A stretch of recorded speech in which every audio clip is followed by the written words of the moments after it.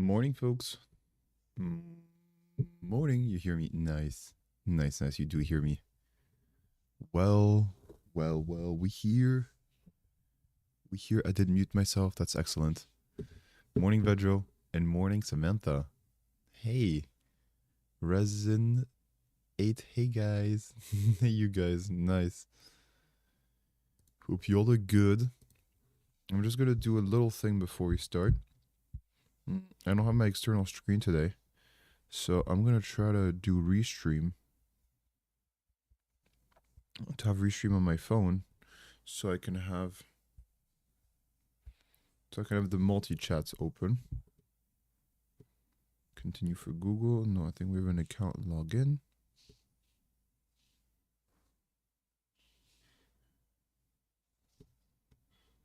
I put this email.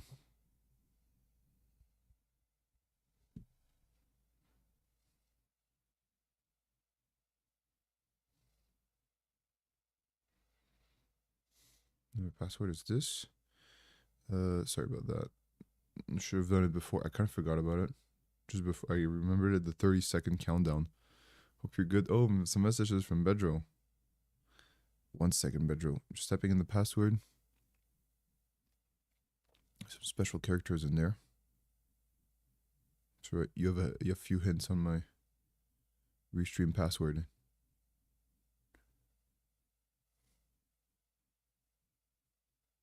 Let's see, log in. Oh, well, there you use it. It works. I wonder why I use this email. Restream, drafts, go live from your browser. Restream. Last edited, need help. Storage channels, analytics. Past streams, clips, storage channels.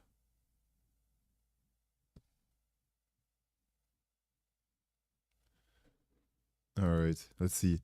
Yo, I got local AI working finally. Nice. I've been waiting for Linux 6.18 kernel to be supported from my NAS for a year. Nice.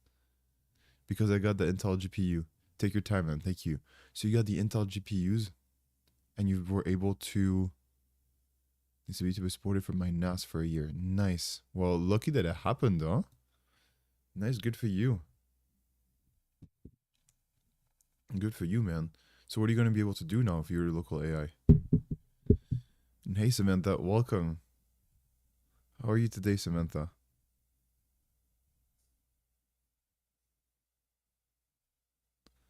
Past streams, clips. I just want to get multi-chat.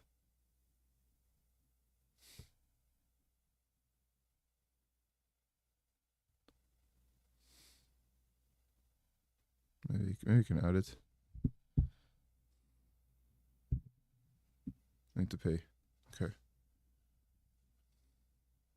Free plan, past streams, clips, storage, channel, analytics. Is there a way I can do it? I can do clips, storage, home.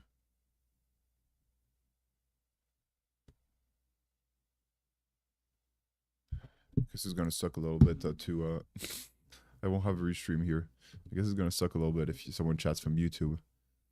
I'll keep an eye out on Twitch here. Twitch always works, and there's usually a few more chatters than there is on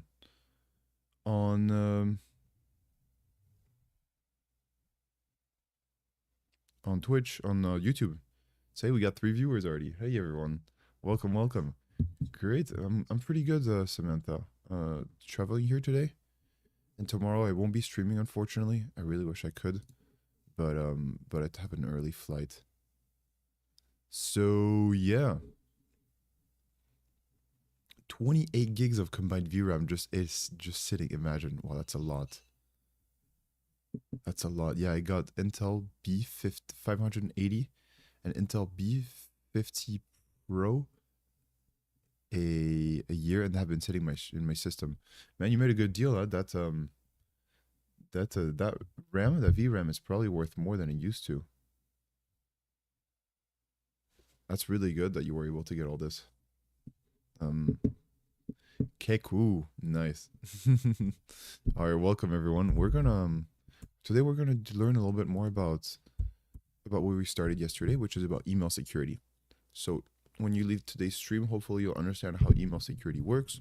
What are the key features that protect emails, and then what are some how can we apply this to phishing? If you guys don't know, phishing is the art, is the science. Have you been hacking them emails? Yes, we have. We have been hacking the emails.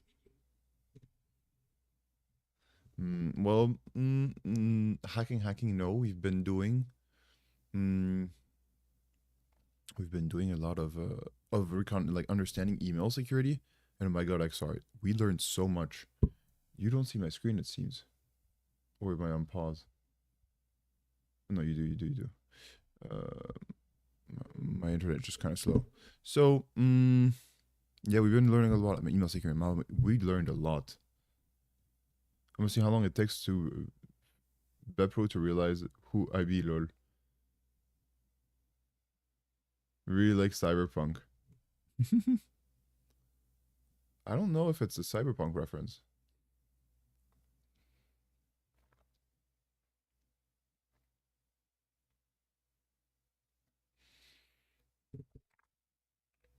Oh, water's good. But yeah, all good, Samantha. Traveling today and yeah, enjoying it. It's nice. And today we're gonna learn about email sec, which honestly I thought was kind of boring, and then I learned about it. I'm like, oh wow, that makes sense now. So let me give you a rundown quickly of what we learned yesterday. Let's go an overall chill. Let's do this, and then we're gonna talk right now about what we learned yesterday. Now let's get real close and intimate.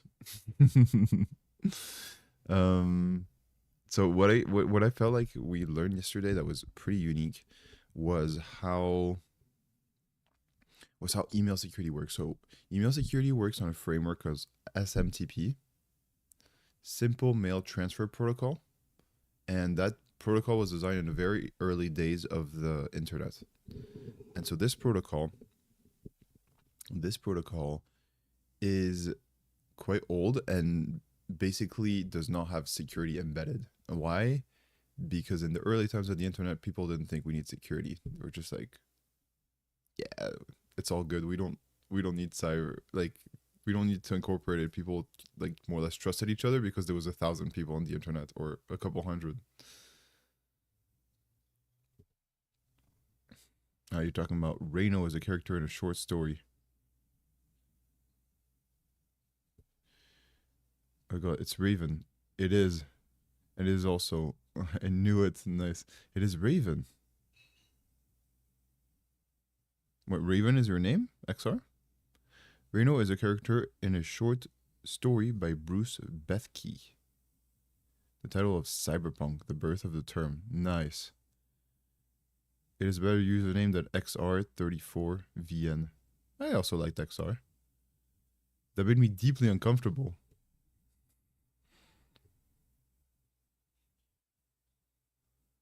Pilfers, that made you uncomfortable. Why?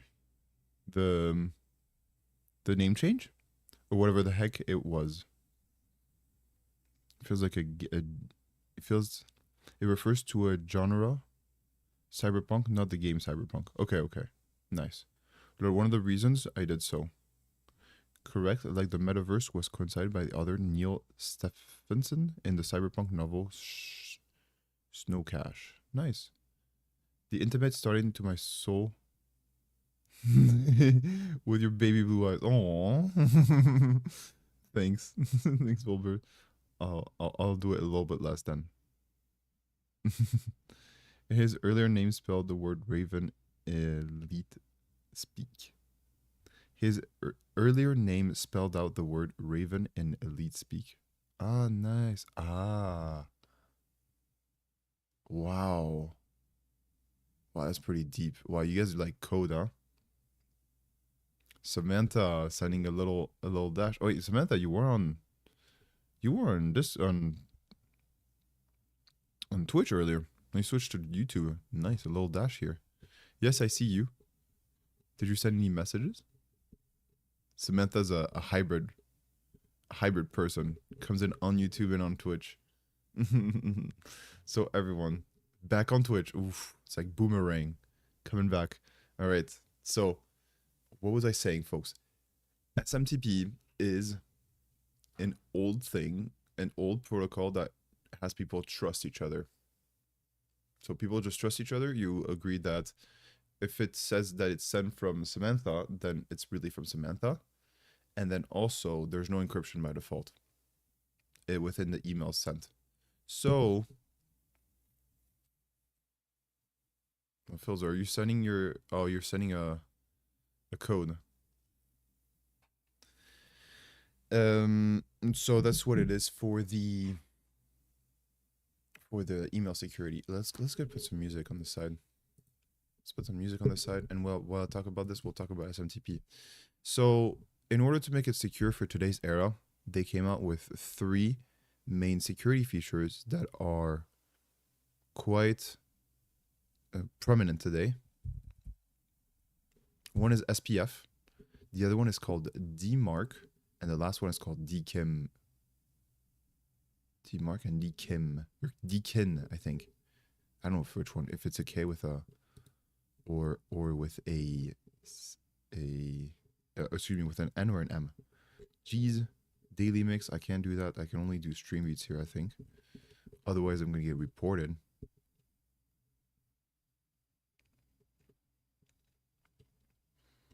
There we go. Where's my good song? This one. Hopefully it's not too loud. Let's see. That should be good. Nice. I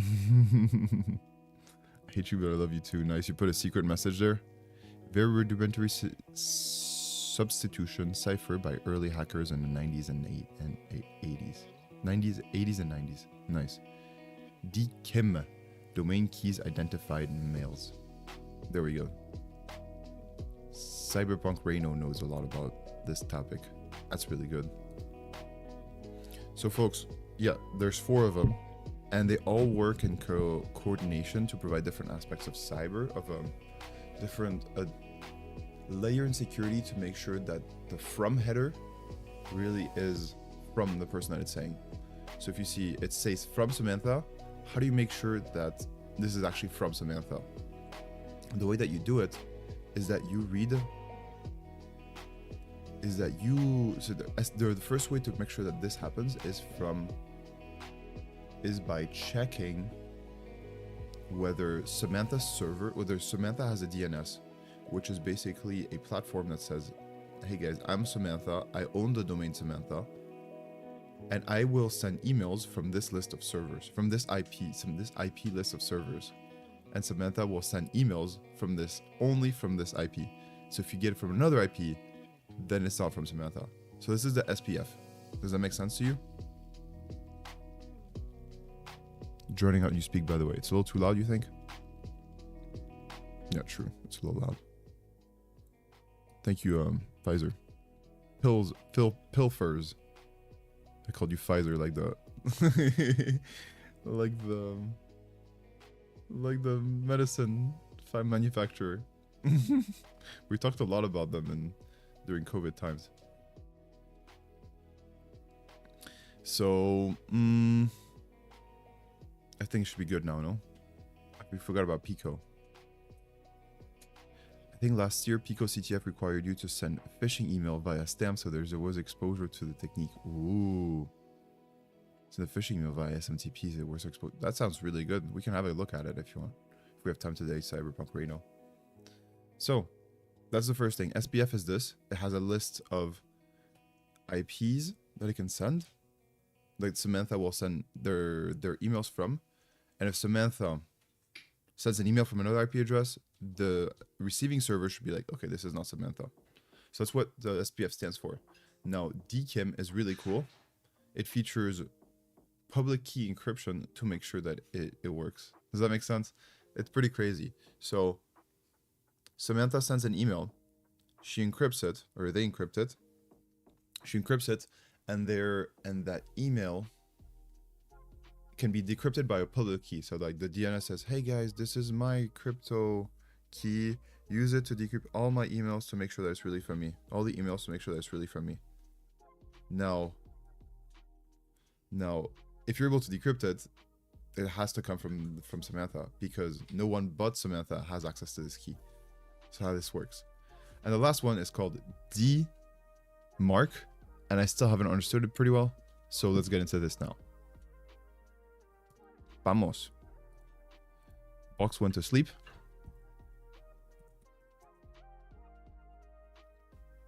I'm trying to figure out the exact challenge. So you want me to help find the challenge? Oh, you're trying to find on Pico. Vámonos. Vámonos. Nice. I like it when you say that, Bedro. So, let's do this. We are also considering getting Claude AI. Let me know what you think. Do you think we should get it? Is it worth it? Is it worth the money? What do you think, fellow hackers? Look at that. We just learned about DKIM, and we're talking about we wanted to understand how DMark work, and look at that. We just have it in front of our face. Now we can figure out how it works. How does DMark work? Domain-based message. Okay, so how does DMark work? DMark stands for Domain-Based Message Authentication Reporting and Conformance. That's not the most fun name. It tells a receiving email server what to do given the result after checking SPF and DKIM. A domain's DMark policy can be set in a variety of ways. It can instruct email servers to quarantine emails that fail SPF or DKIM or both, to reject such emails, or to deliver them. DMark policies are stored in DMark records. A DMark record can also contain instructions to send to domain administrators about which emails are passing and failing these checks. DMark reports give administrators the information they need to decide how to adjust their DMark policies. For example, what to do if legitimate emails are erroneously getting marked as spam. Okay, so I got it. Let me just check the chat before. Okay. Ooh, Pfizer found Pilzer. I have to stop calling you Pfizer. You don't make vaccines. I'm going to call you AstraZeneca next. So that's really cool. What does DMark stand for? It just, honestly, I think it's the most boring of the three. It's like the brother that gets no love, because it's kind of boring. All it is a piece of text that's telling people, like, basically, if you're Samantha, and it says, here's what to do in case someone tries to imitate me. And it goes like, you should quarantine me, or you should not deliver me at all. You should bounce it. You should not deliver it, or you should like quarantine it. It's like I don't know. Shouldn't it be up to administrators to decide what to do? Like I don't know. Like if I'm the receiving company, I'm Cyber Doctor Inc., and I see an email from Samantha, I should decide by myself what I want to do. No, shouldn't listen to Samantha tell us about how it should work. No, I feel like it's really up to the company, the receiving company, to decide their policies. But maybe it serves as an indication. And it's optional for the server to listen to the DMark work, no? The server doesn't have to obey to this, right? You can configure it to do something else. If it says quarantine, then you can just reject it if you want to, or you can just not deliver it. So it's really just like an FYI message. Feels pretty weak as a control versus the other ones that are a little bit stronger, I feel. Vamonos, okay, cool. I just used Claude to find a 0-day in something that impacts 30% of mobile devices in the world. Waiting on CVE. Damn. How did you do that? It's worth it if you know what you're doing, but I probably wouldn't buy it while learning unless you're super disciplined and won't learn it too hard. What do you mean there, Pilzer? Pilferns. I got you now. No, there's no N. Pilferge. RZ is pronounced je. Pilferge. Given I'm stuck on your name. Given the methodology I'm seeing with you study, I don't think it'd be an issue. Okay. Thanks, appreciate that. But bro, I think your noise gate is too high. What does that mean, your noise gate is too high?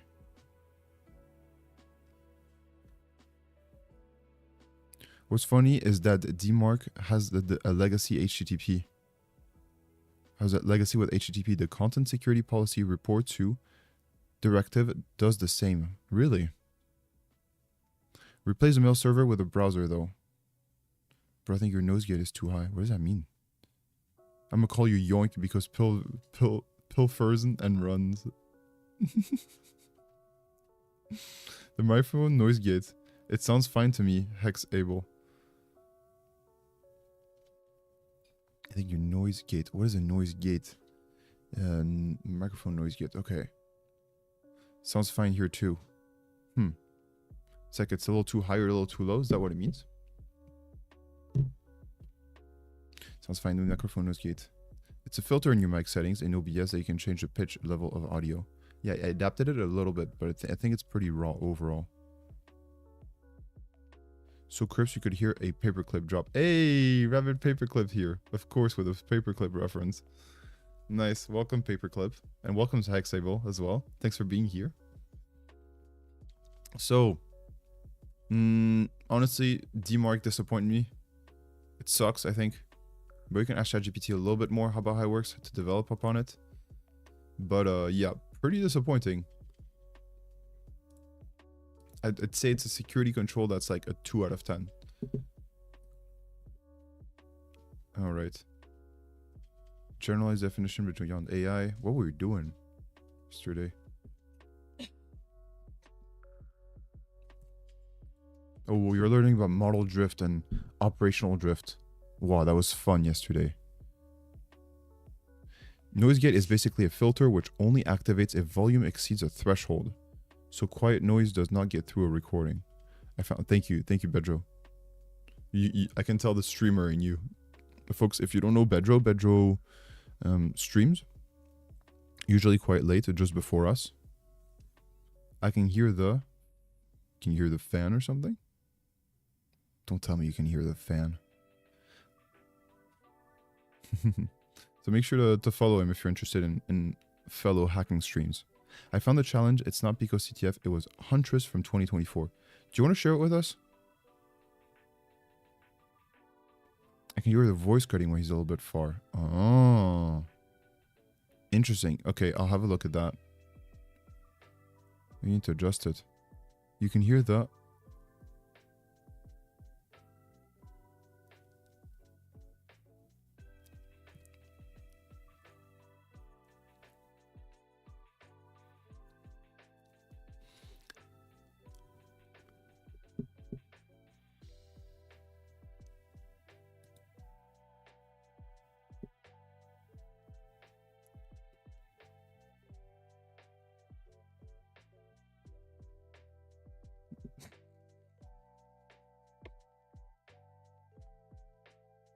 Was that believable?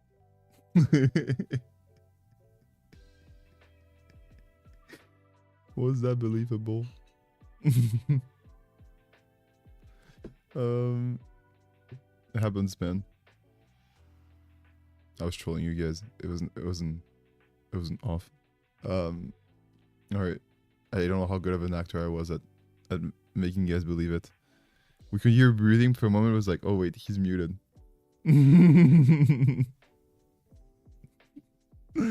Nice, so I did it quite well if I fooled Bedro. Nice, okay. So, where are DMARC? They're all recording the DNS. So DNS is basically a shout out. Like, messages you can send from your domain to make sure that it's legit, right? It's like broadcasts. DNS main use is matching web addresses to IP addresses so that computers can find the correct servers for loading content over the internet without human users having to memorize long alphanumeric addresses. Yeah, it's a lot easier to say cloudflare.com than whatever it corresponds to. Cool. So DMARC definition. Buscar con Google. And what I wanted to understand is a bit more about DMARC. Mark is the worst cyber control of the trio. No?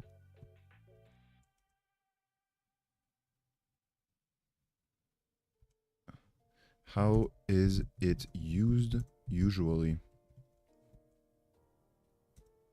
Because IT admins should make their own decisions about email security. No, not just execute what the sender says. So here, folks, I'm just checking because in today's terms, it shouldn't be up to the sender to determine your security policy. Can you imagine if it was like this? Like, here, I send you this contract and here's the policy you should bind to. It's like, no. You should have free will. You should have something that explains what to do. Hello, buddy. Hey, Shaylis Kidam 999. Welcome. Good morning. Good morning to you. Welcome. Cyber Reno says welcome as well. So, folks, yeah, DMARC is for me it's the worst, but apparently ChatGPT doesn't agree. So we're starting a debate with a chatbot. Yeah, he is, huh? Do so wholesome. Yeah, I agree. Good morning, man. But that's not quite right. It's actually the most misunderstood because it sits at different layers than SPF and DKIM. Let's unpack carefully. Okay, you better unpack it carefully because that doesn't make sense. First, what DMARC actually is. DMARC is not just a control, it's a policy plus alignment plus reporting layer on top of SPF and DKIM. It answers two questions. Does authentication align with the visible sender? What does the domain owner want receivers to do if they don't? Your intuition, very valid concern. Admins should make their own decisions, not just execute what the sender says. And that's really true. I'm talking about you. Happy little dude. Oh, you're being too cute to me today, Pilfern.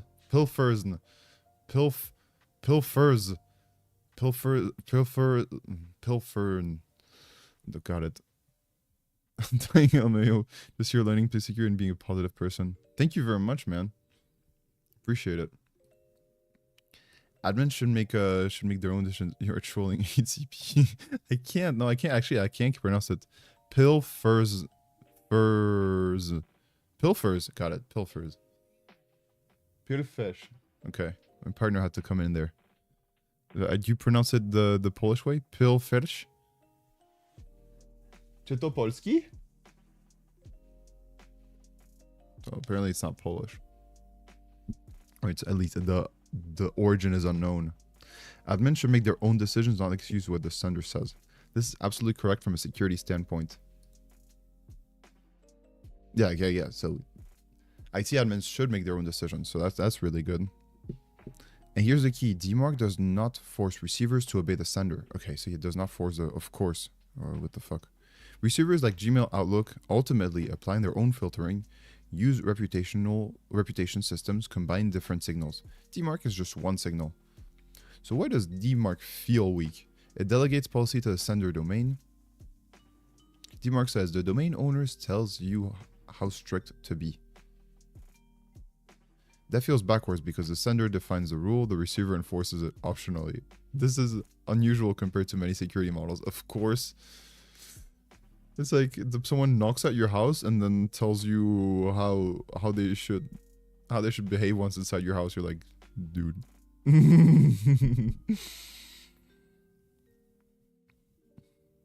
Polski? Yes. Because the RZ is quite a Polish sound. It makes a j sound in Polish. It's American. You know where Jesus is present. Yeah, I saw yesterday. Nice. If you don't know, pilfers. Yeah, I got it. Pilfers is referring to an image that Trump published where he is blessing someone in a very Jesus-like image. And it caught the media off guard, like, what the fuck? So, So yeah, that's what it's about. And then he went afterward and said, "Oh no, it's not like I was doing a religious figure. I was just a doctor." All right, we can't send out messages like that. Peace and love, Bedro. DMark is your personal email bouncer. I guess so. But you can just tell the bouncer what to do with you. Exactly. That's a weird thing about it. Pill Furts. It was from a place of love. Aww. Okay, nice. ¿Por qué, mi amor? Pues no lo sé. Policies are often weak. P is equal to none. In practice, many domain use P is equal to none, meaning just monitor, don't enforce. So DMARC appears ineffective because it's not often used in enforcement mode. It depends on the SPF DKIM correctness. DMARC doesn't stand alone. If SPF DKIM are misconfigured, DMARC fails. If alignment is tricky, false positive. That makes it look fragile. But here's the reality. DMARC solves the problem DKIM doesn't. Recall, DKIM is this domain signed the message. DMARC says, does that domain match what the user sees? Without DMARC, critical scenario, from CEO@company.com, DKIM signed by evil.com, DKIM passes, user is deceived. Nah, man. I mean, user is deceived. Like, users should have paid attention. If it's signed by evil.com, pay some attention, no? You can't just blame that on company.com. Does that make sense, folks? I was just having a reasonable reaction to the joke Cyberpunk Reno made. DMARC is your personal email bouncer, not boner. Do you know where Jesus is present? What does that mean, 9? 9. Is that like a way of saying no in German? I had to stop what I was doing because I choked laughing. Oh man. Okay, cool. 9. Nice. Cool. So yeah, DKIM is mediumly useful in general, I'd say. It's like with DMARC, excuse me, DKIM is awesome. DMARC is just kind of a policy you throw out there. I think it also helps in third-party cases. You know, I'm thinking from a liability point of view, which is something we do often in cyber insurance. We have to think about it in terms of liability, because you have to think of who is ultimately the person that's responsible for paying for the damage caused. And so DMARC really feels like a way to get yourself liability away from you, because imagine you're Samantha Corporation and you want to send emails to CyberDoctor. Well, no, the other way around. You are a CyberDoctor Corporation and you want to send an email to Samantha, but some other people that are coming from evil.com are sending emails pretending to be CyberDoctor Corporation. That's bad. And me, as the domain owner of CyberDoctor Corporation, haven't put DMARC in there. The DMARC saying, hey, if the email fails, you should put it in quarantine. Then the responsibility might lie on me as CyberDoctor Corporation for having bad email practices. So this is something that could impact how cybersecurity is handled, because then the fault might come back on you in a direct or indirect way. Maybe it's just reputational harm. We're like, dude, you should have configured this better. And I would argue with my more modern cybersecurity point of view that, dude, that it's on the receiver side. Like, you can't trust someone's email just because my thing is misconfigured. Like, don't let my mistakes misconfigure your organization. From the movie Inglorious Bastards, 99999. Did you guys like that movie, Inglorious Bastards?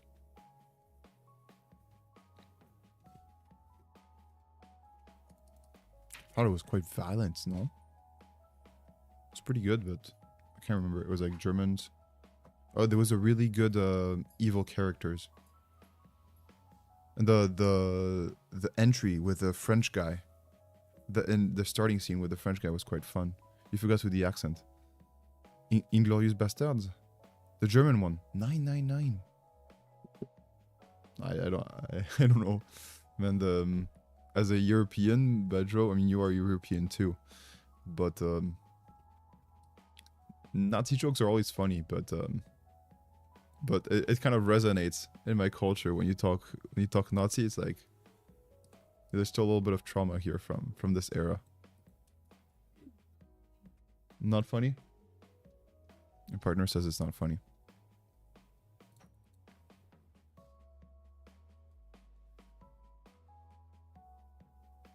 Alright, cool. How many do you use in practice? Practical enforcement, string enforcement.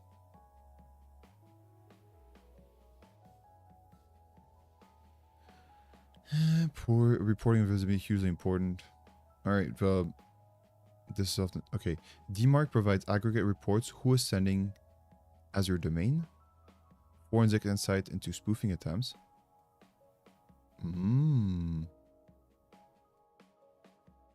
DMARC provides aggregation reports. Yes, my partner's Polish. Okay, so nice. It's really good. So XR is giving us their opinion, his opinion on what on DMARC, what DMARC is. So I see it as a public-private key. Whenever someone sends an email and pretexting it as from CyberDoc, it may check the CyberDoc domain for the DMARC, and if the records don't match, it results to the policy, I believe. It might be wrong, but that's how I think about it. It results to the policy. It may or may not result to the policy, you know? It's up to the defender to decide if it wants to follow the policy. Your partner is Polish as well, Bedrudev?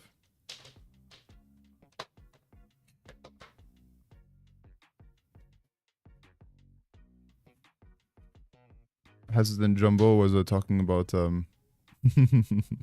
was talking about Boo, about Stream Boo or something. Thanks, Cyberpunk Reno. Why partner though? No, because they're my partner. I'm sorry for rubbing salt into the wound. No, I meant because you are French, and both were occupied.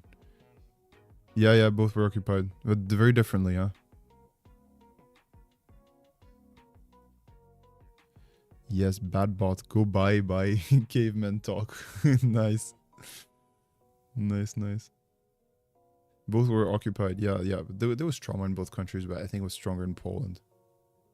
Like they were really suffering, and then the thing is, what France after the war was prospering, but after that Poland really suffered a tough time with the Soviets.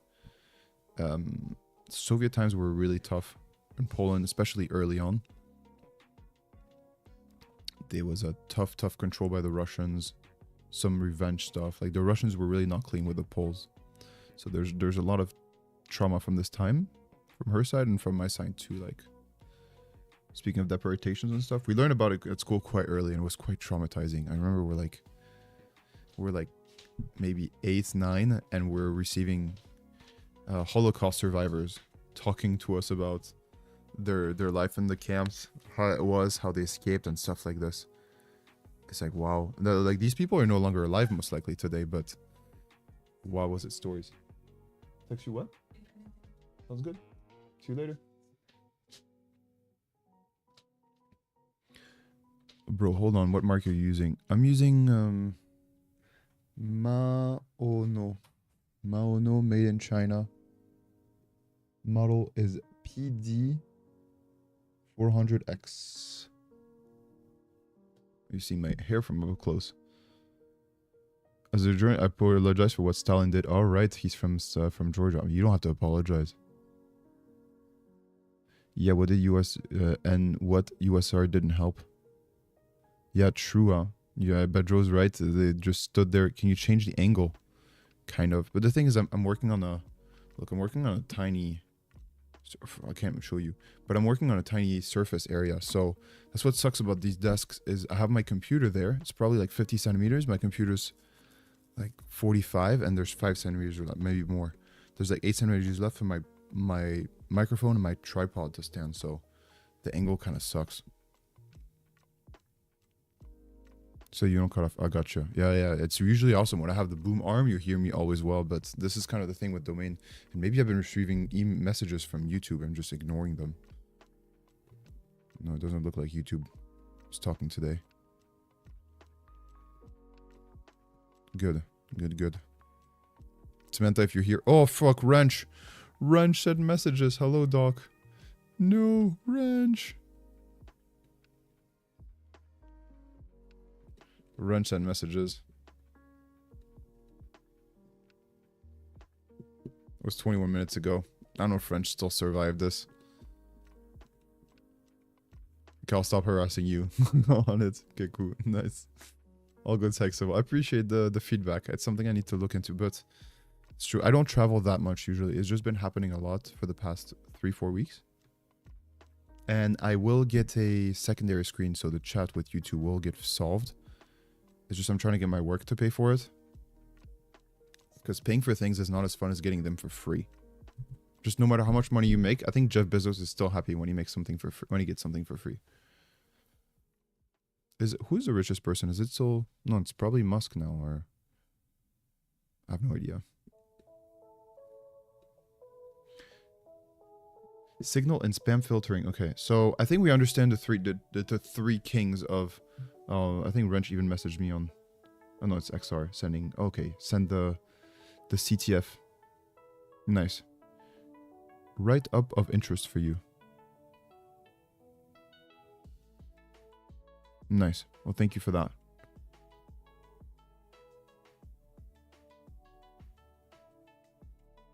Cool. The wall behind you is boogie as fuck. It's one of these wooden things that I think reduces the sound echo. It's a hotel room here.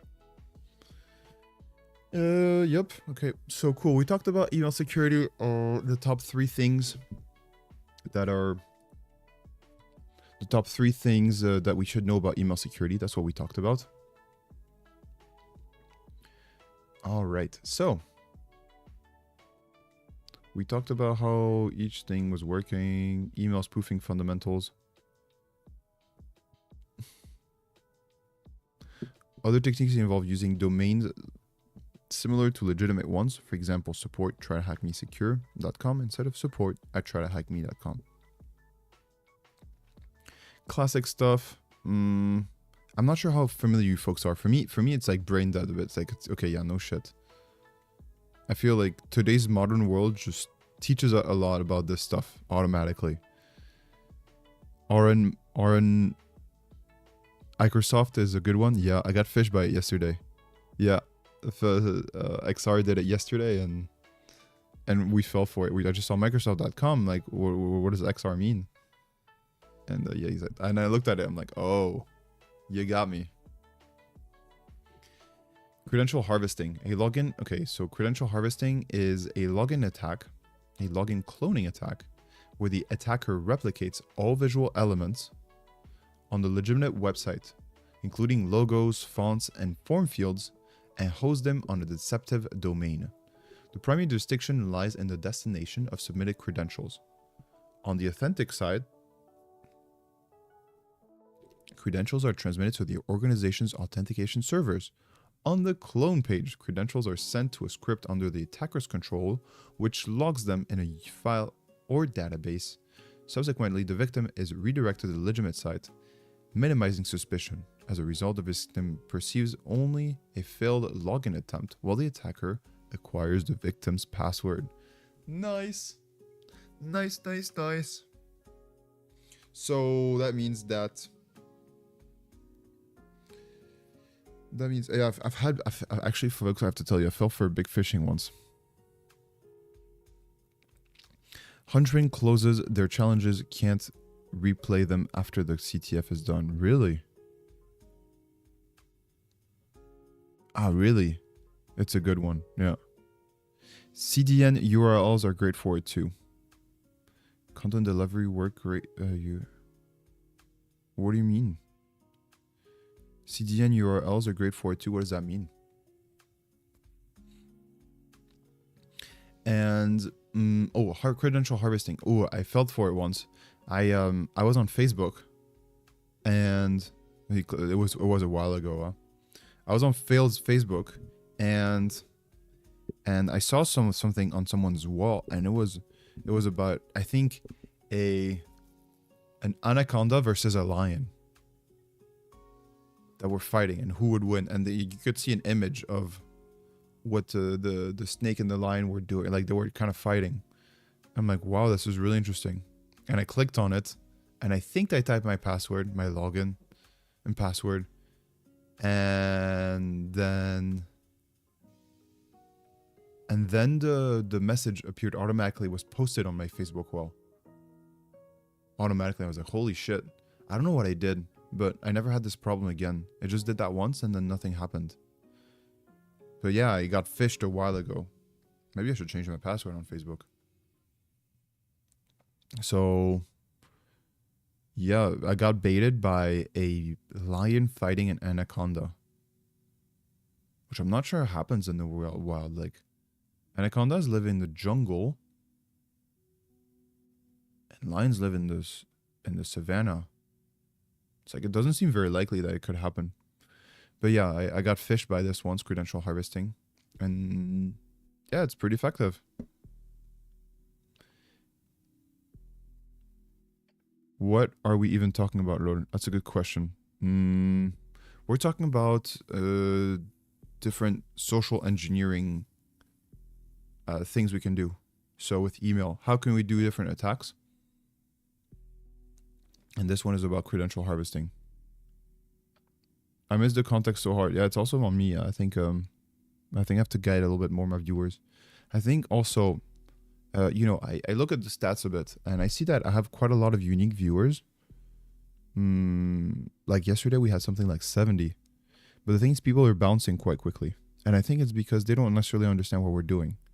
And us saying it orally every like 15 minutes, oh, hey, we're talking about cybersecurity, is setting people away, because, well, it's not necessarily keeping people, because you kind of just scrolling and you understand quickly what's happening on the stream that you're watching. And just seeing someone read this is not necessarily interesting unless you get the context, right? Yeah, right. Good question. So let me just I'll explain here real quick. Overall chill. Yeah, so one attack that you could use as an attacker is credential harvesting, which helps you have an entry point into an organization. For instance, if you want to hack a Facebook account, then credential harvesting is just harvesting the credentials of that Facebook account. If you want one for a company, what you can do is probably replicate a Okta page. Do you guys know Okta? Okta is kind of the default login is the login provider for many, many, many companies.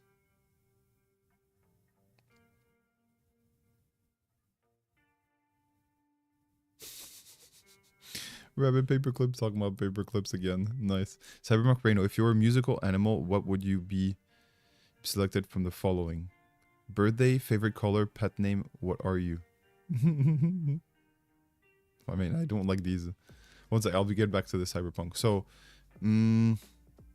yeah, credential harvesting is an attack method. And here I was talking about the lion and the anaconda, because I once saw a Facebook post where there was a lion fighting an anaconda. Just typical shit, right? A lion fighting an anaconda. I clicked on it because I wanted to see more about it, so I got phished, and then asked for my login. I typed it like a good donkey that I am, and all of a sudden my Facebook account got hacked. They republished a publication about the lion fighting the anaconda, and then this is how they were able to harvest my credentials. Nothing too bad happened, but that was kind of a scary moment. I'm like, whoa, just got hacked. I shouldn't have clicked on that. It was good learning. Good that I did this on Facebook a while ago, and that I have this learning today. So sometimes bad things are a good thing. I misclicked I missed the context so hard, yeah. And Cyber Reno is saying, if you were a mystical animal, what will you be selected from the following? Birthday, favorite color, pet name, what are you? Damn. That's true, huh? I don't. I already am a mystical animal, so I can't answer that question.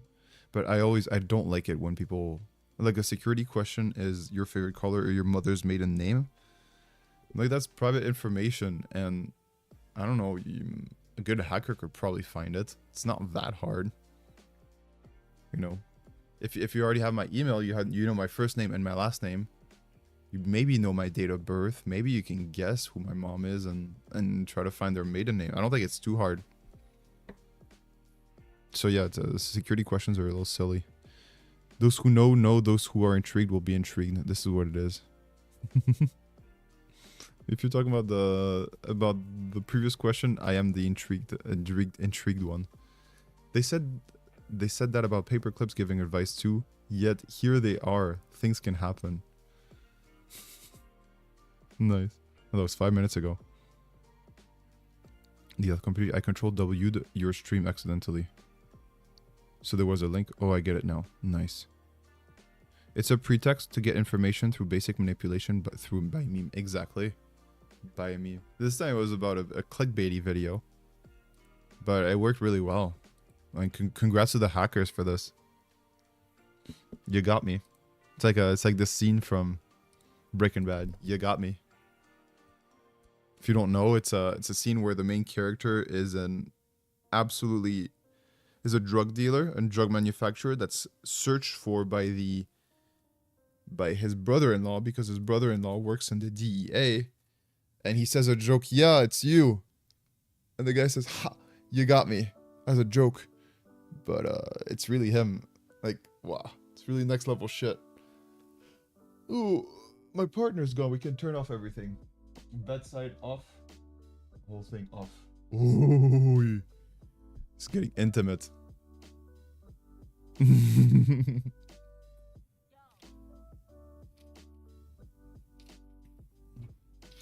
Sunrise onto the city. Lovely. Woodrow Wilson, Willy Wonka, Walter White. That's, yeah, you got it, huh? Yeah, he was listening out. That was good. That was a good scene. That was a good scene. So, Bedro, and everyone watching, we are currently talking about the different ways that we can have we can leverage an email security attack to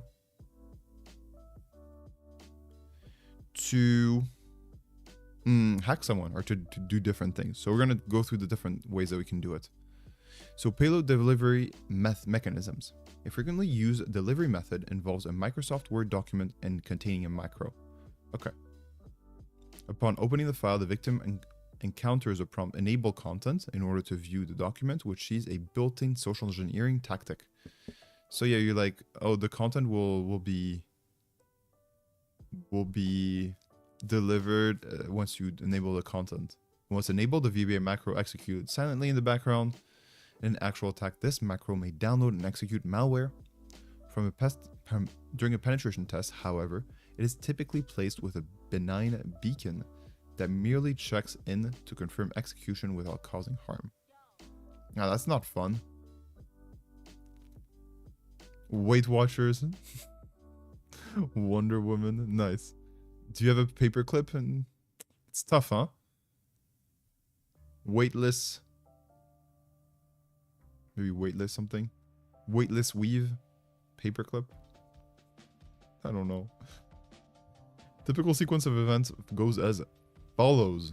Number 1. The victim receives and opens the doc.m attachment. Microsoft Windows prompts the user to enable macros. The victim clicks enable content. And then number 4, the macro executes in a hidden command. Oy, oy, oy, this is starting to look evil. And 5, the attacker receives confirmation of execution. Yeah, so macros are something that we look at when we go into cybersecurity and we evaluate the cybersecurity of companies. Because remember, I was working in cyber insurance. We have to make sure that our insured are decently insured. There's a question about whether macros are disabled by default. Now that's all there is to it. That's all there is to it. Tools of the trade. Phishing campaigns. Oh, there's tools that you can do it. Below are 3 of the most popular tools. GoPhish is a web framework that makes setting up phishing campaigns more straightforward. It allows you to store your SMTP server settings for sending emails. It has a web-based tool for creating employees' emails using a simple WYSIWYG.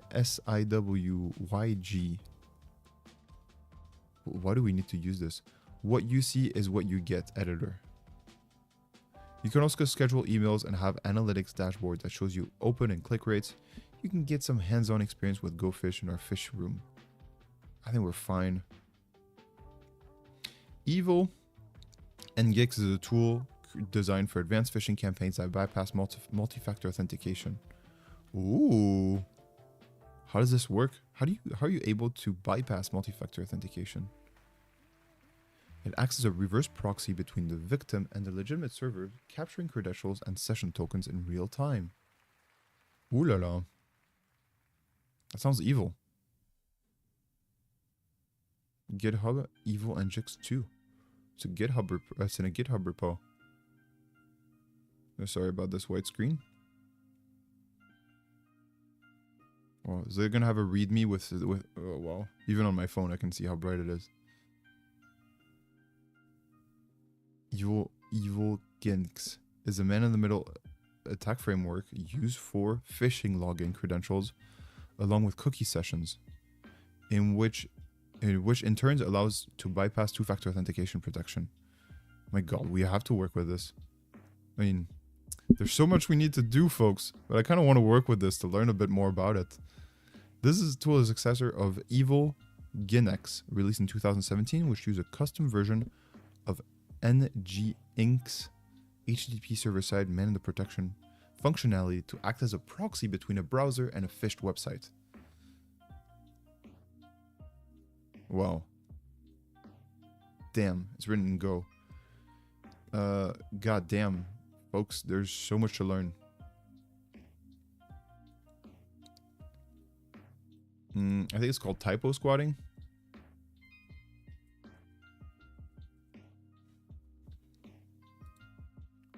So we're kind of okay. 2 out of 2 login streak. Nice.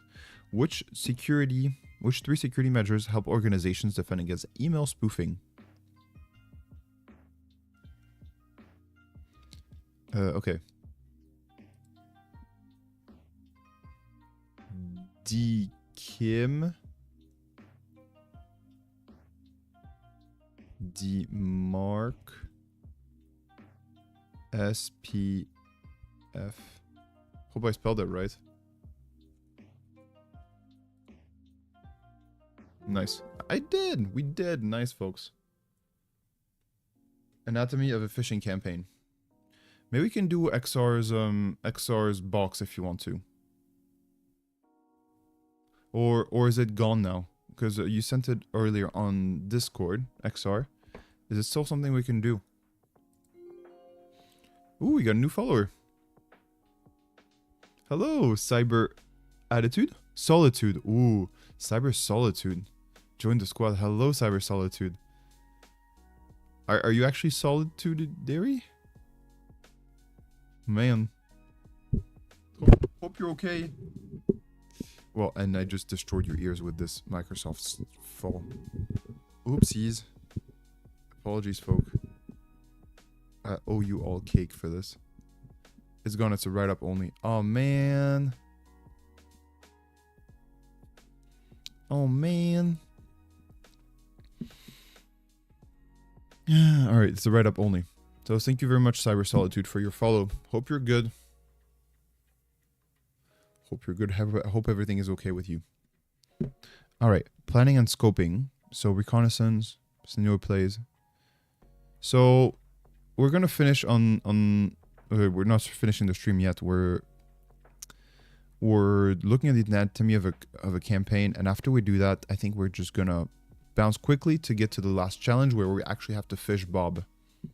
So the planning and scoping. you want to do planning and scoping, so you define your goals. What is my goal throughout this phishing attack? Is it to get passwords from HR? Is it to get as many passwords from all kinds of people?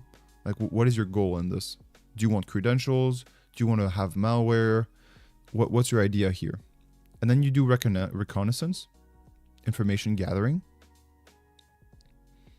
And then so you kind of find different people. Folks, if I had to phish people, so if you just talking here about if I were a pen tester and if I were doing a phishing simulation, I think I could leverage my experience doing sales, because in sales you have to contact people and you have to do cold emailing. And when you do cold emailing, you kind of become an. And the thing is, I was working at CrowdStrike for the first time in Europe. They didn't really have a database in Europe, so I could really just import anyone I wanted and start spamming them, which is what I did, of course, because we need to achieve our targets, and who gives a shit if CrowdStrike domains goes through the drain because we sent too many spam emails. So yeah, at CrowdStrike we really had to develop our ability to write good emails that were persuasive and that were like getting people to click, and also importing a bunch of people in the database.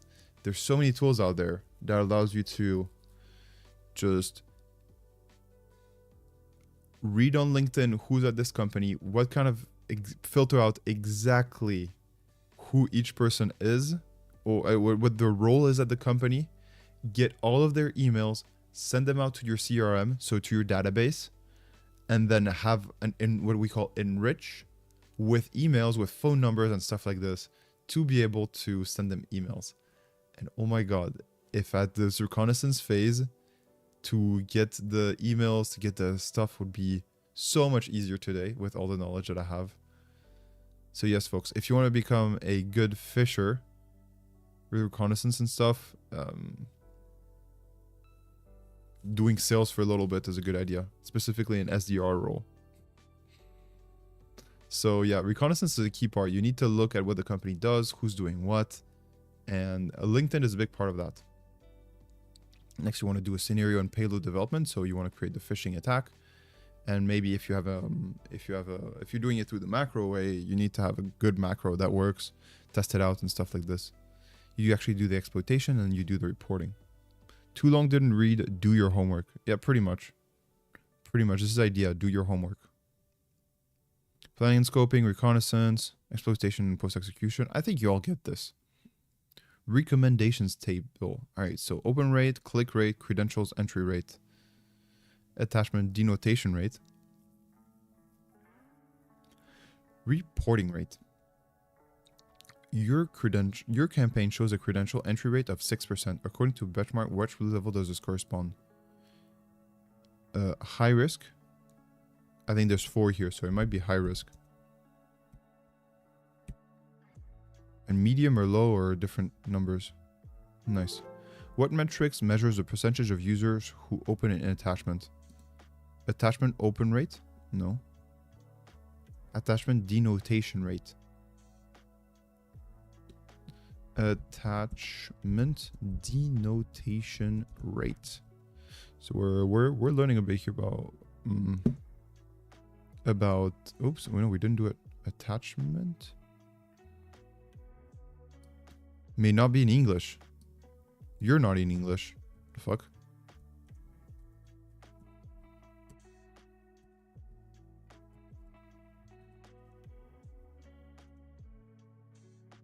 Denotation.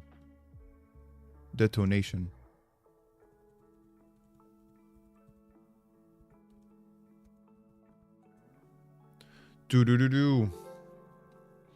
A client has a click rate of 10%. Which single recommendation from the table would you give them?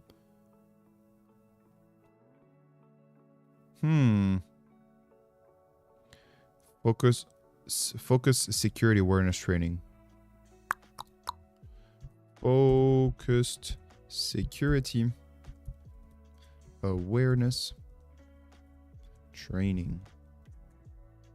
Noise. All right.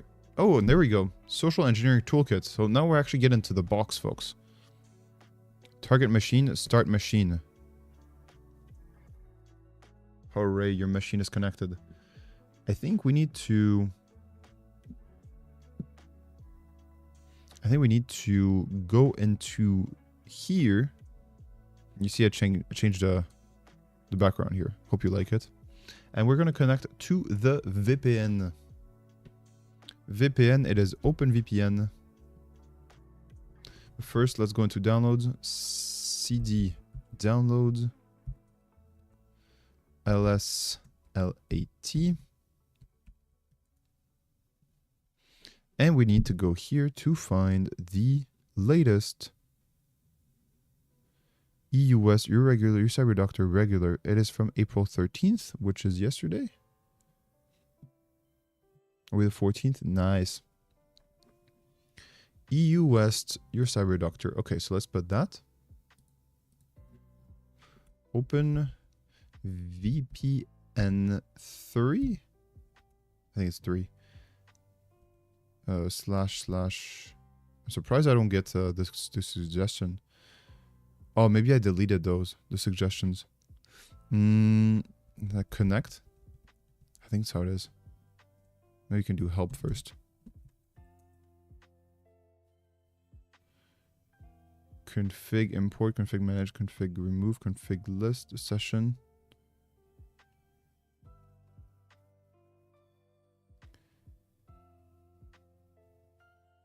What's it called? Connect or what? Version, config import. Is it config remove list? Maybe I can just type in OpenVPN and just... Hi, how have you been? Hey, Densiak, siema. Cześć. Cześć, Densiak. Good, we've been good. We are connecting to our VPN right now. I'll tell you how we've been. Let's do this. So yes, it is called EU West, I think. There we go. Premium, or there's regular. Ooh, I think we're regular. Unknown command. Oh my god, how do we do this? Is it OpenVPN? No, it's not OpenVPN. It is Open. It is OpenVPN, no? Fudge.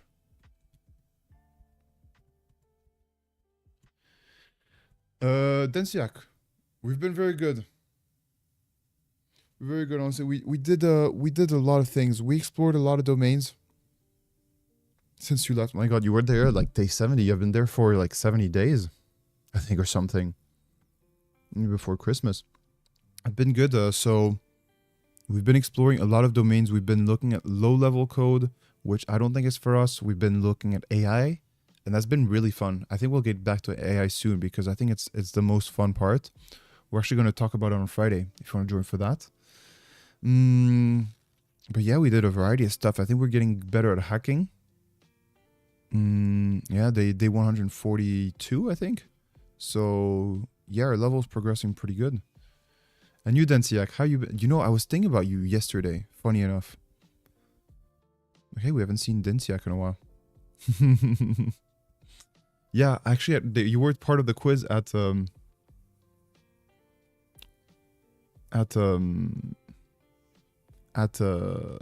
day 100. You were part of the quiz. You had your name in there about who was the most active chatter, and you were one of the suggestions. The answer was, of course, XR at the time. Now it's Cyberpunk Reno, but you were part of the quiz. What, lol? You're surprised? Wait, how do you connect to this? I think it's -- connect. Unknown command connect. Oh, fuck me, man. What the fuck? OpenVPN. Connect. I need to learn how to use manuals.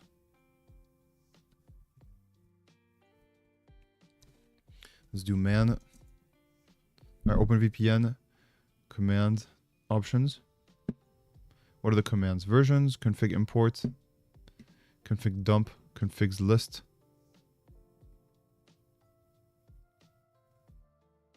Is it config import?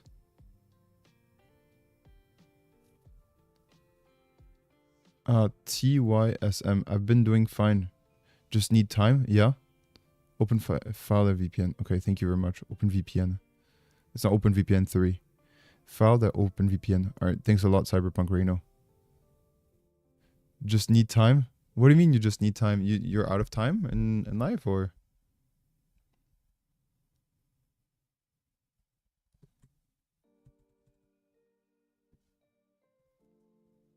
Okay, nice. That looks good. Exiting due to fatal error. Cannot locate dev DCO dev dynamically. All right, let's re-download the. Let's go back to this and re-download the VPN accesses keys. Target machine located in Europe, Paris. It's kind of annoying, changing all the time. Like, it's fine if it's a little bit laggy. Open VPN file. Okay. Profile. Where do I go here for the start attack box?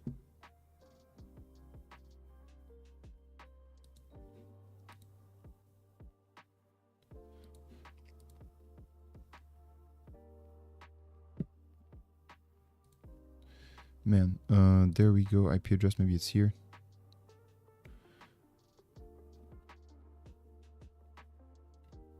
For sure I'm not connected. Fudge, man. The connectivity issues are annoying. Where do we go here? So attack box here at target machine. Alright, let me figure it out. I'm gonna put myself in just chilling mode, overall chill. This way I get to move freely around the box. Here, status on. Try sudo open VPN. That might be it. Yeah, right. Okay, let me just try. You don't need to see it. It's kind of boring anyways. Vamos. Man.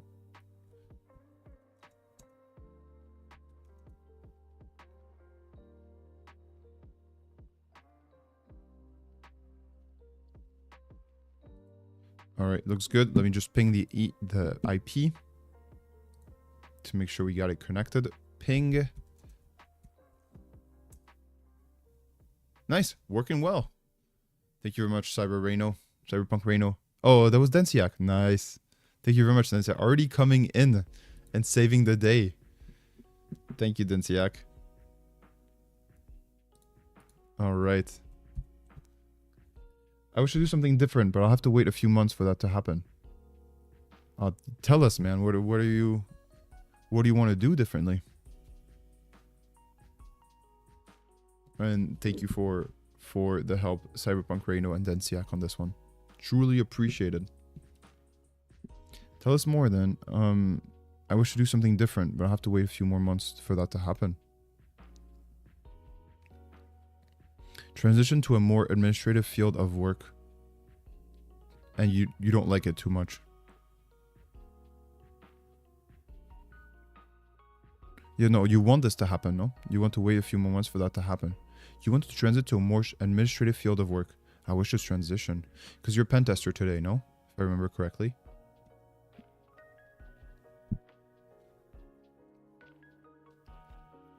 So folks, we're talking with Densiak about SOC. Oh, SOC analyst. And you want to transition to a... Why do you want to transition to a more administrative role? Usually people want to start as SOC. So folks, we're getting down to the scenario bit of our Try Hack Me challenge. We've learned a lot about phishing, and now it's time to actually do it. Okay, so we logged into the VPN, we have a machine running, and now here's what we're gonna do. After our OSINT investigation, we have finally identified a good target for our spear phishing attack. Bob, the head of finance at Try Accounting. Through LinkedIn, we found this email address, bob@tryaccounting.thm. In one of their job offers for a cybersecurity engineer, we learned that they have a strict password policy. Can be used as good pretext in our phishing email. I like that. Use email security, so we might need to perform some basic email spoofing. Our goal is to obtain Bob's credentials, so we will create a phishing web app to harvest them. Bob's credentials. So we'll create a phishing web app to harvest them. Awesome. So we're creating a web app. Prepare the attack. First, SSH into the VM with the following credentials. Okay, nice. Let's do it. So we have some root inside the domain, and we get to extract a little bit more information out of this. Nice. So attacker password is this. Okay, so let's do it. We're gonna SSH. Let's put these two side by side so we can see both at once.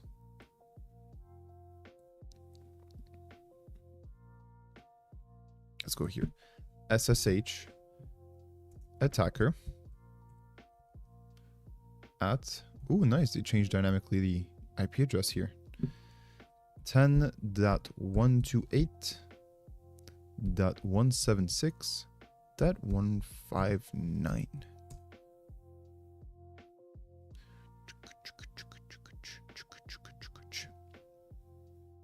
Folks, what we're up to right now is we're doing a little box with that's how long it takes. We're doing a box about where we have to fish someone called Bob. If you want to come tomorrow, there won't be a stream, unfortunately. I have to travel. But on Thursday, we're going to do something really exciting, which is called King of the Hill, where all of us that decide to participate are going to get access to a box, and we're going to have to become the king of the hill for as long as possible. So we're all fighting to be that king of the hill. We have to hack the box and kind of protect it against other people to make sure that we stay king of the hill. So it's so are we finally doing it? Yeah, we are, Bedro. Yeah, it's been difficult. I posted on Discord how you can do it. So just type !Discord to have information of how you can do it, because you need to do a little setting and try hack me. But yeah, we're finally doing it. Bedro's right. We've been pushing it. So yeah, we're doing it on Thursday. It was supposed to be tomorrow, but I'm traveling. All right. And what the fuck? Work box. Attacker. Why can't we SSH? Why is this existing for, like, we can ping it again? Oh. It's no longer working, the ping. What the hell? 100% packet loss. What happened here? Do we retry?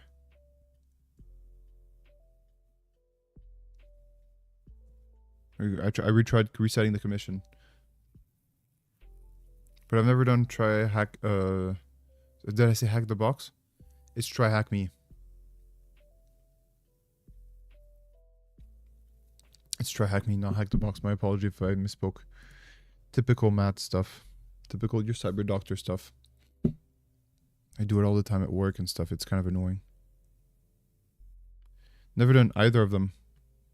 Well, I think Bedro, you can just create an account. It's not super hard. Why not working? Did something happen to the machine here? Is that another hour just in case? Uh-oh. Slow down. You can extend your machine 1 hour if do. Okay. Something sus here. Why is our ping not working?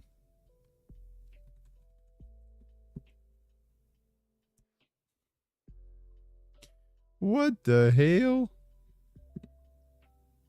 And it's connecting. Protocol explicit only permissions.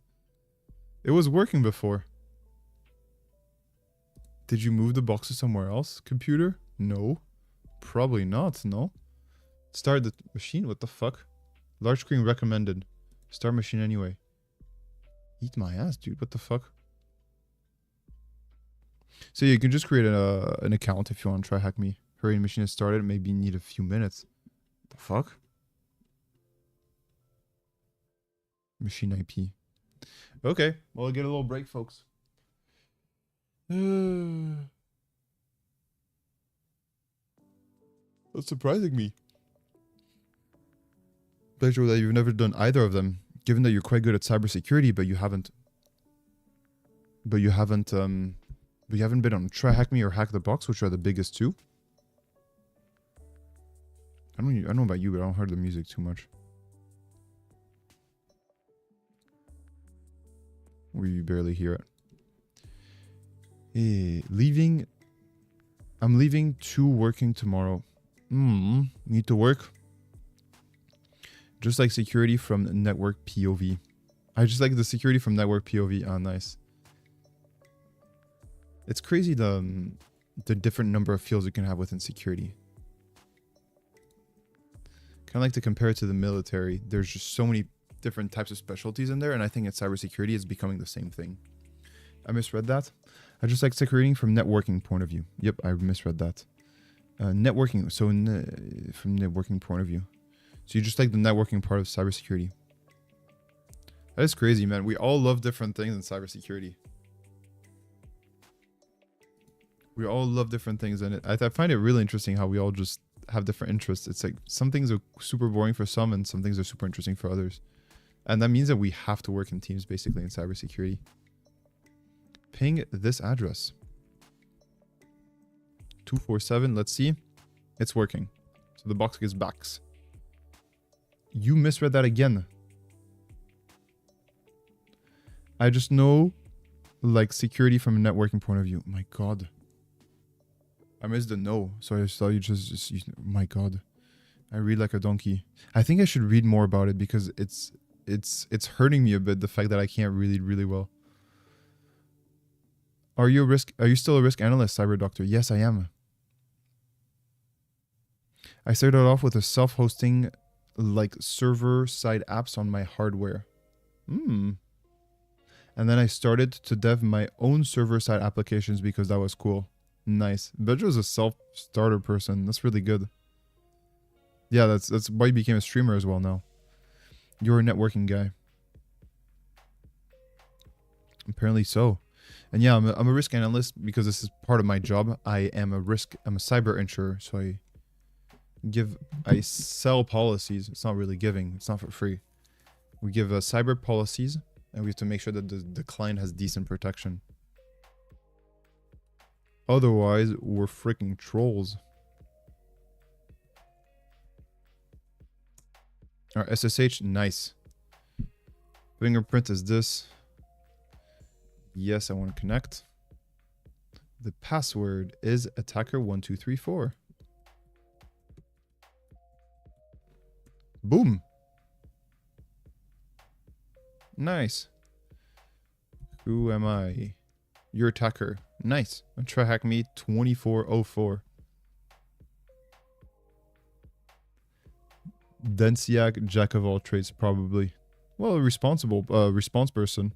I don't like the term jack of all trades. I prefer being versatile. Nice. Sounds more professional. I guess it depends, yeah. PWD home attacker, awesome. Yeah, but we're on Twitch, Densiac. You don't have to be a SOC analyst here. PWD attacker, try hack me. Nice. So PWD home attacker, try hack me 24. So we need to, all right. Next we need to run the social engineering toolkit. There's an alias on the VM to make things easier. Just type set and hit enter. Ooh, we're opening Metasploit, I think. What is this? Looks evil. The Social Engineer Toolkit set created by David Kennedy. Version 8.03 Maverick. Follow us on Twitter, TrustedSec. And follow me on Twitter, Hacking Dave. Nice. That's how you get your street creds, folks. Homepage, trustedsec.com. Nice. It's easy to update. Ooh, we can select from the menu. Penetration testing, fast track, third-party modules.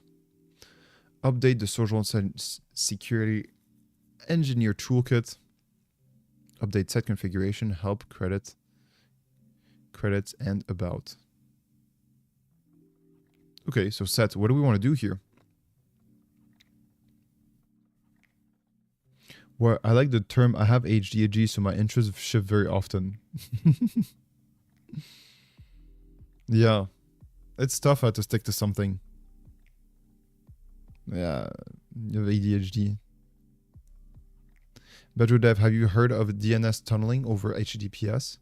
Or DNS over HTTPS tunneling? Yeah, why? How would you mitigate such attacks? Yeah, I have no clue on this one. DNS over HTTP tunneling? I don't really know. All right, so what are we doing here? You can choose from several modules from this practical. We will set up a credential harvester with a custom HTML. This will allow us to set up a phishing site using our own HTML. Awesome. So let's do it. Set up a phishing site using our own HTML.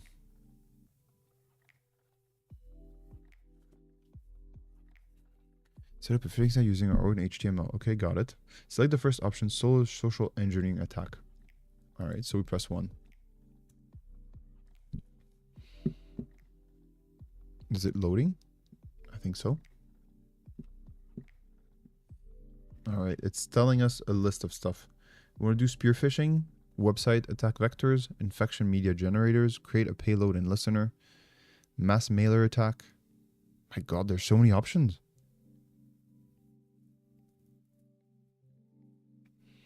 It's quiz time, Bedro. Select from the menu spear phishing attacks.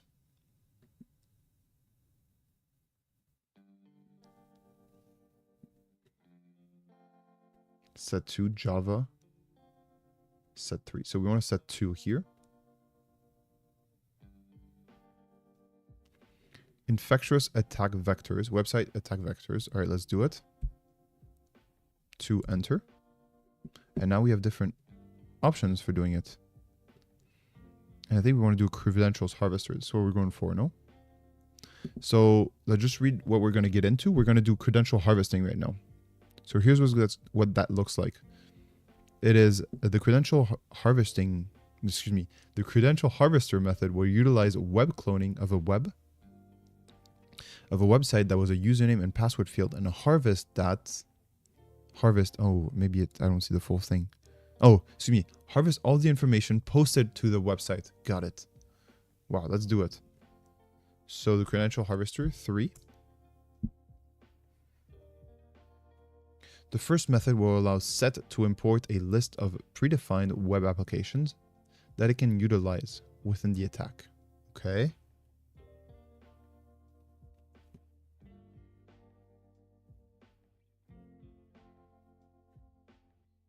Set 3. And the third one that we're going to use is the method allows you to import your own website. Note that you should only have an index.html when indicating the imported site functionality. Import website functionality. God damn. Woo, folks. I'm just realizing how far you can go as an attacker. Like, there's tools out there that are pretty damn insane. IP address for the postback and harvest. Tab nabbing.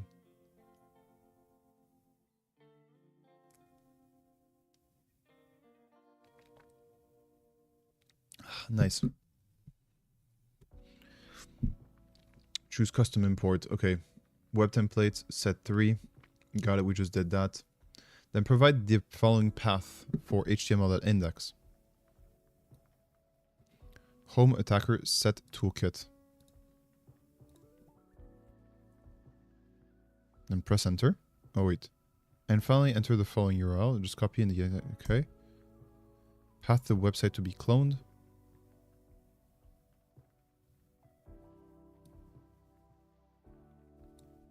Control Shift C. Oopsies, didn't want to do that. Control C. Control Shift V.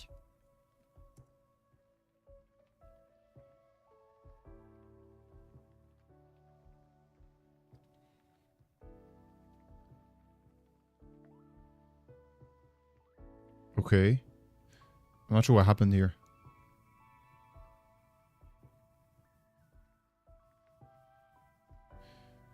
Yeah, there's a networking conversation going on in the chat, folks. I can't really follow that too much. Oof, I'm getting hungry too. I didn't have breakfast yet, but it's okay. All right, then provide the following path for HTML, index HTML, home attacker set toolkit.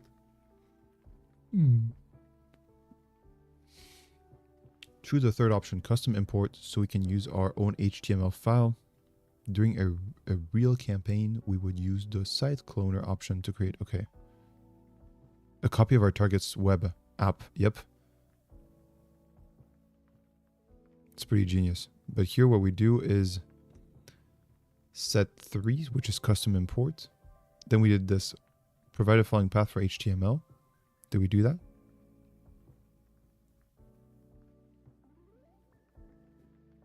Okay, we good. I think we're good here. Leave your terminal window open since this is where you will capture our target's credentials. Okay. Index.html not found. So we should do this again. Venev.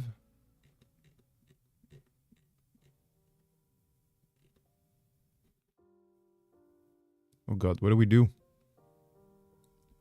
Set. Exit. Oh wait, we closed the connection. Damn it. Attacker 1, 2, 3, 4. Now we're back here. Let's go into what was it? Set. So folks, if you're sitting here wondering what we're up to, we're setting up a fake domain. It is all a simulation. Twitch, don't ban me. We're setting up a simulation where we're copying a website.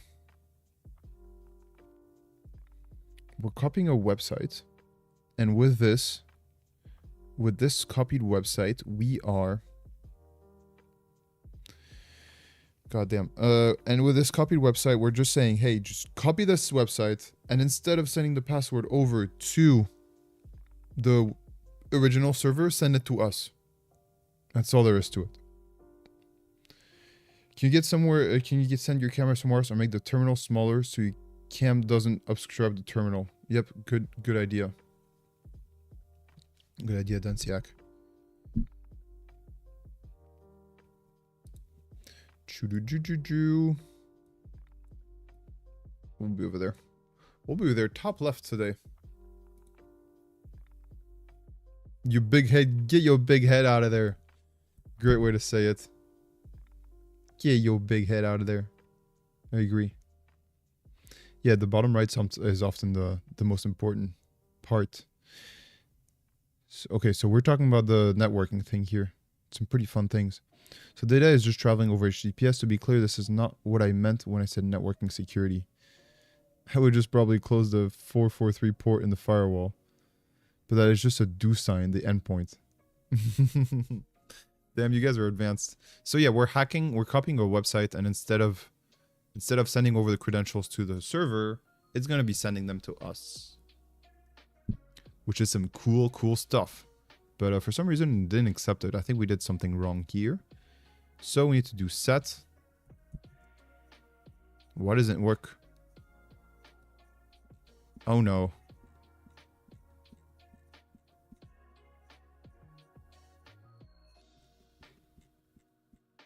What the fuck? What is this? Is it large? Does it have to be large font? Set. Okay, there we go. It had to be large fonts. Cool. Now we have to do, it's loading. It's going to give us some different attacks that we can do. And we're going to be like, oh yes, penetration testing, please. Or no, social engineer attack, I think is what we must select. Set 1. So we must select number 1. I think we should have typed set 1, no?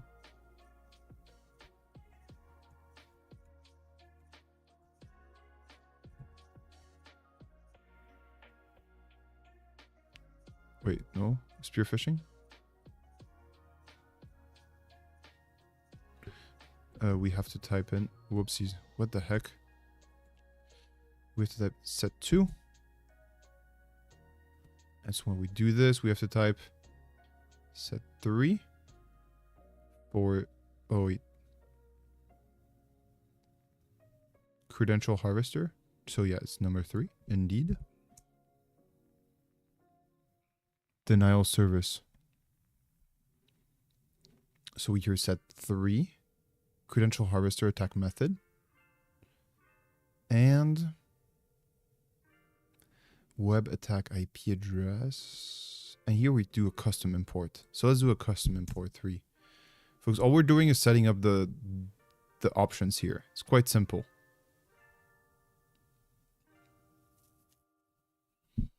Home website. Also know that there must be an index. Okay. So then provide the following path for HTML. Okay. IP address for the post backend. I think so this. For the post backend harvester.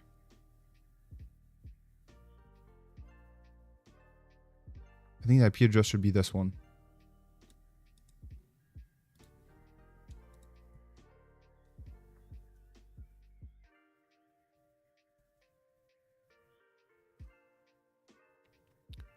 Path to the website to be cloned.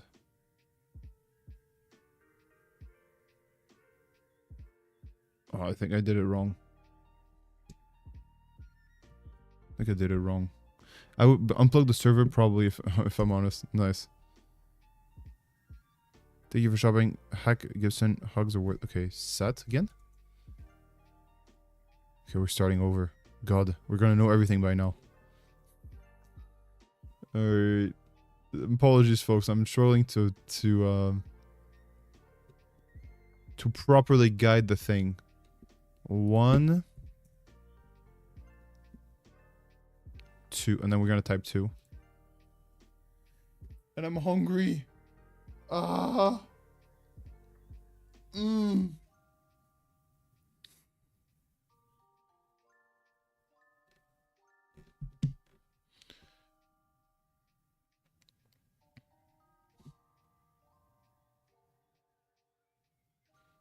I was asking my partner what we do for breakfast.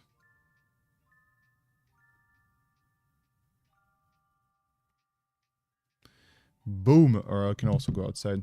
Noise! So set password, spear phishing, set 2. Set 2, so we just did here. We want to set up attack vectors. We want to set up a fake website. Classic. Fake website, and then we do the number 3 attack harvesting method. All right, we want to do 3 custom import. So the IP address for the post back in harvest.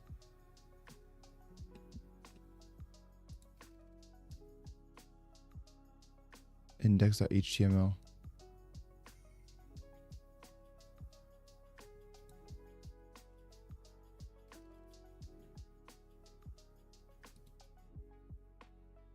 Reb repair a misunderstanding on how the attack actually works. Can Densiac 0 drop an example in the Discord, and I'll be able to get it when I can. Nice. And what's the context for this Densiac?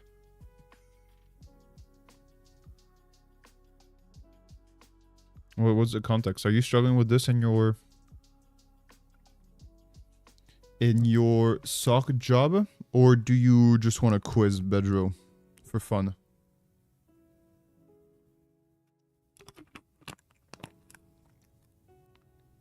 IP address for the post back. Go see my room number. Got it.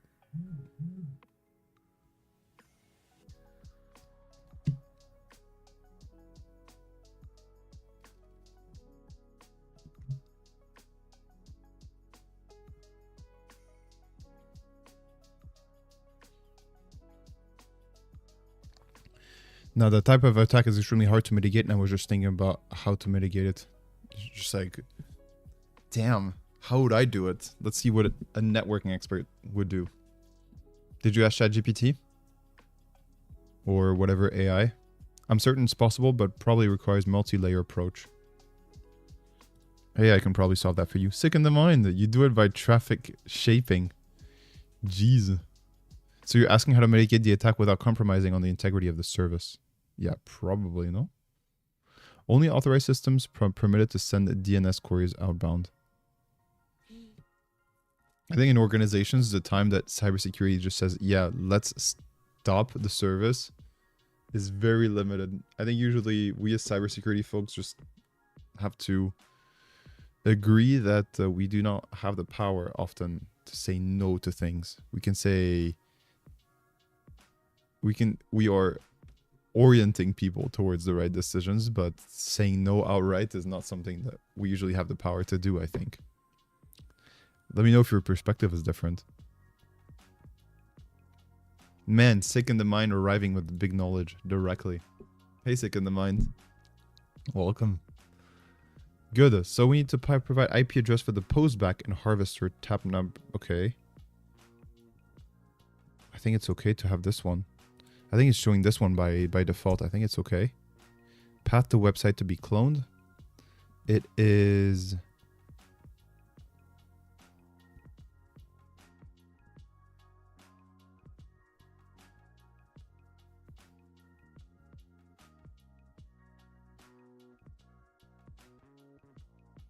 All right, actually, I'm leaving now. Sounds good. Thank you for your help and for being with us, Pedro. It was awesome having you. All right, path to website to be cloned. God damn, why is it so hard? Enter the following. Okay, so what we have to do here is path to the website to be cloned. The website we want to be cloned is THM something, no? I'm failing to enter the following URL. Copy. Control-Shift-V. Boom. And it's probably going to be go... Is it good now? No. HTML not found. Did you just put in the path in, not the file? Existing social engineering toolkit. Hack the Gibson. Thank you for shopping with the social engineering toolkit. Hack the Gibson. Man.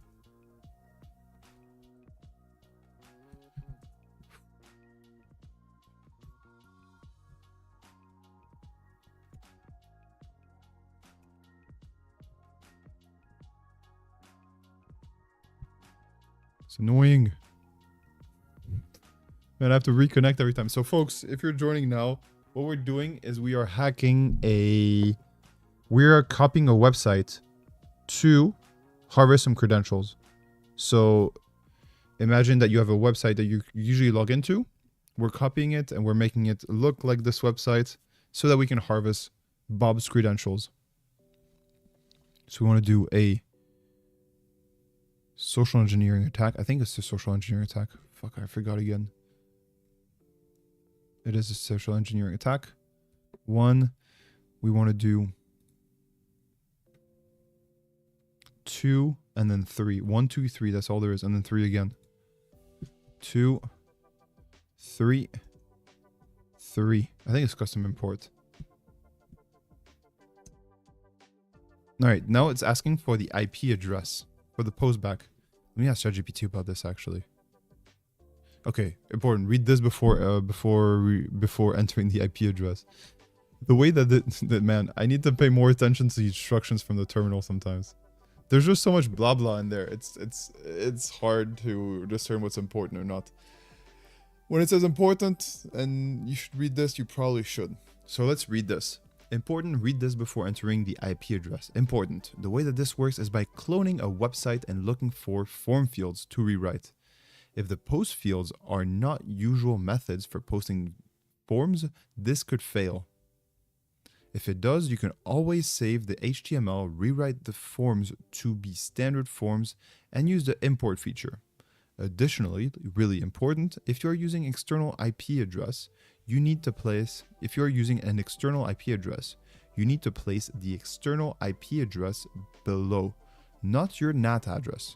Additionally, if you don't know basic networking concepts and have a private IP address, you will need to do port forwarding to your NAT IP address from your external IP address. A browser doesn't know how to communicate with a private IP address. So you don't specify an external IP address. If you're using this from an external perspective, it will not work. This isn't a set issue. This is how networking works. Ay, ay, ay. I feel like they've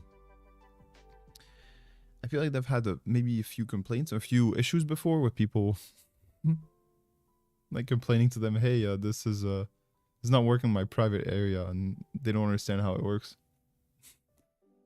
This is how networking works. If Dave says it's important, you should probably read it, lol, yeah.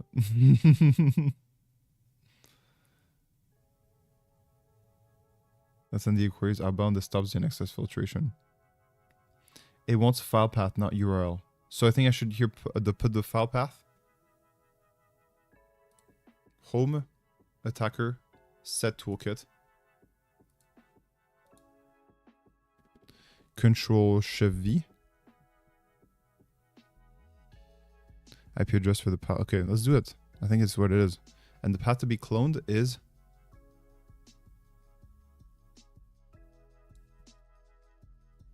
Whoopsies. Press Shift. I hate how it does that. Copy. Paste. See, it's got an error as well. Error index not found. Holy shit, dude. Oh, this is frustrating. Exit.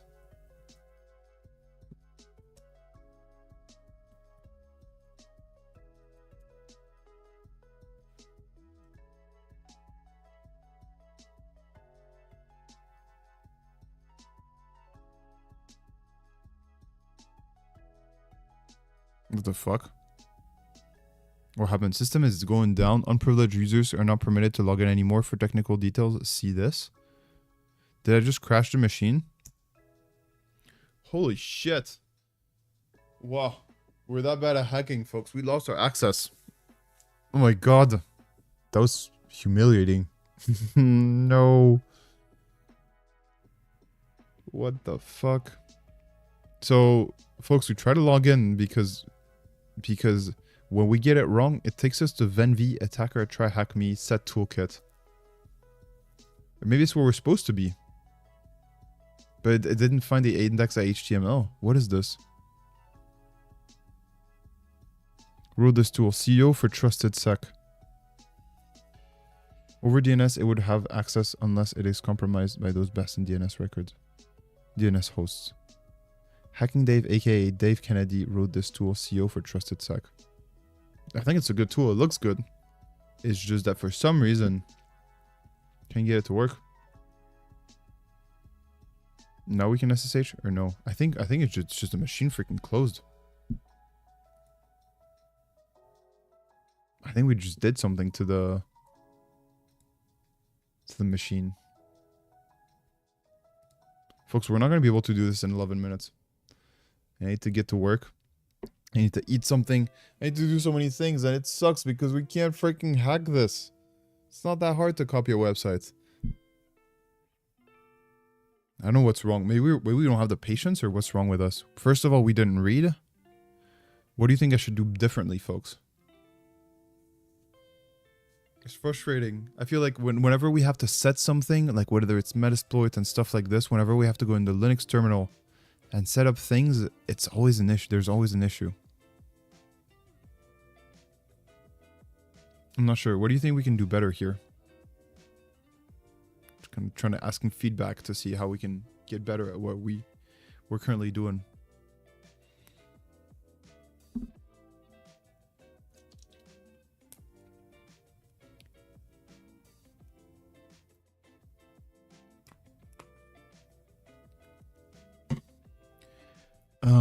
So, yeah, connection closed by 10. Okay, so port 22, attacker this. It just doesn't work. Ay, ay, ay.